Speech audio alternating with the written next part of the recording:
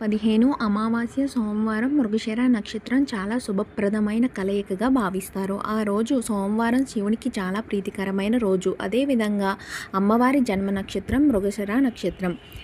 ఆ రోజున నరదృష్టితో బాధపడుతున్న, అప్పుల బాధలతో ఇబ్బంది పడుతున్న, శత్రు బాధలతో ఇబ్బంది పడుతున్న వాళ్ళందరూ లైఫ్లో గ్రోత్ కావాలి అనుకునే వాళ్ళు ఆ రోజున తలస్నానం అనేది చేయాలి. ఆ స్నానంలోని గళ్ళు ఉప్పుని వేసుకుని గోరువెచ్చని నీటితో తలస్నానం చేయడం వల్ల నెగిటివ్ ఎనర్జీ, నరదృష్టి అలాంటివి అన్నీ కూడా తొలగిపోతాయి. అదేవిధంగా ఆ రోజు ముఖ్యమైన కార్యక్రమాలు కానీ, షాప్ ఓపెనింగ్స్, వస్తువులను కొనడం, అమ్మడం లాంటివి అస్సలు చేయకూడదు.